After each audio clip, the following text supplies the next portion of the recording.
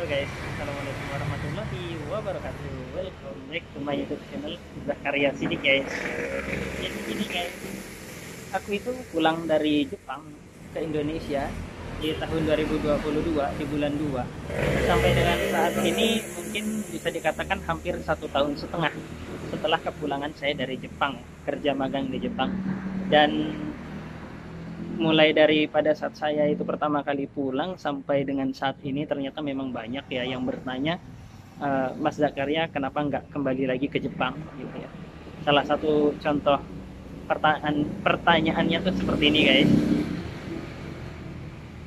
Nah itu salah satu contoh pertanyaannya yang terbaru ya yang saya baca masuk ke dalam kolom komentar. Jadi di sini saya mau mencoba menjawab kenapa saya nggak kembali lagi ke Jepang untuk kerja magang di Jepang. Walaupun sebenarnya bisa kita itu tuh mantan pemagang Jepang untuk kembali lagi ke Jepang dengan visa yang lain ya, seperti visa Tokutegino berketerampilan khusus. Sekarang itu sudah bisa, dulu juga udah bisa sih. Tapi kenapa saya nggak memilih untuk mengambil visa itu dan pergi lagi ke Jepang kayak gitu guys. Dan mungkin teman-teman yang sering menengok konten saya dari semenjak saya masih di Jepang, mungkin teman-teman udah tahu lah ya, saya di Indonesia setelah pulang dari Jepang itu ada kesibukan, alhamdulillah punya kesibukan, diantaranya biasanya di kebun kelapa sawit yang kita dapat dari hasil kerja keras waktu magang di Jepang ya. Kita dapat dengan kerjasama ya antara kita yang cari modal di Jepang dengan keluarga yang di rumah untuk mencari kebunnya seperti itu. Dan mungkin teman-teman bisa lihat sekarang saya ini ada di istilahnya di depan warung ya. Nah ini sekarang mencoba membuka warung kecil-kecilan ya untuk apa ya, biar nggak bosen aja gitu guys, menambah aktivitas ya, kegiatan gitu ya.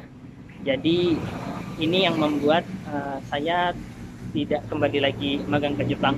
Sebenarnya pada saat itu ya di tahun 2022 ya, di akhir 2022 itu sempat kepikiran untuk kembali lagi kerja magang ke Jepang ya gitu.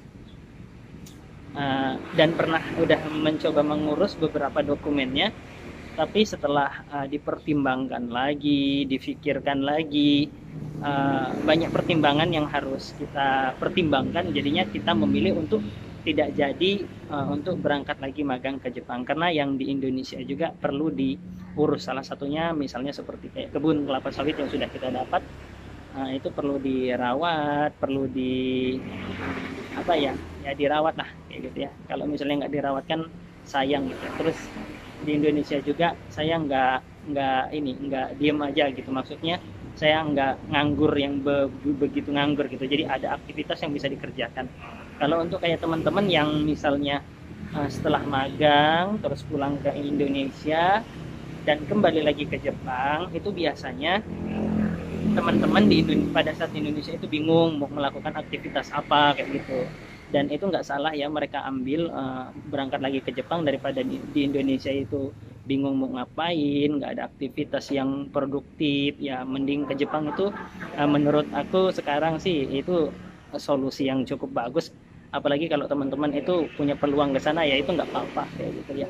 Kalau di Jepang sana kan istilahnya terjamin ya gitu ya, kita kerja itu bulanannya pasti ada. Kalau sebagai apa ya, kita memulai usaha kayak di Indonesia ini nih ya, teman-teman tahu sendiri lah ya, di Indonesia itu tuh namanya kita memulai usaha itu tuh nggak muluk-muluk, nggak setiap dan nggak selalu mujur kayak gitu guys.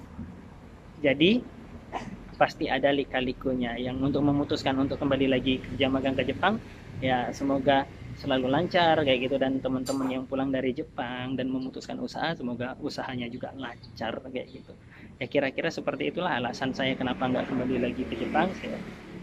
Seperti yang saya ucapkan di awal-awal video tadi ya, kita di Indonesia udah punya kesibukan dan kita cukup enjoy juga di Indonesia ya. Mudah-mudahan apa yang kita lakukan ini berjalan lancar dan jadi berkah lah ya untuk kita semua. Semangatlah untuk teman-teman yang pengen magang ke Jepang, mudah-mudahan suatu saat lain nanti kalian bisa sampai ke Jepang beneran.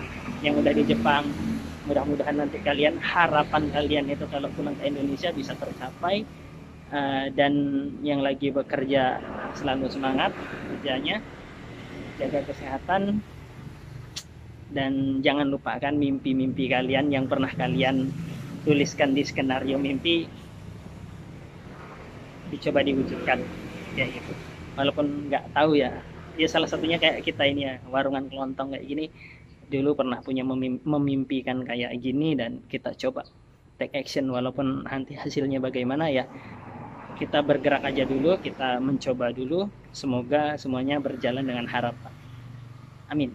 Yuk, sampai jumpa.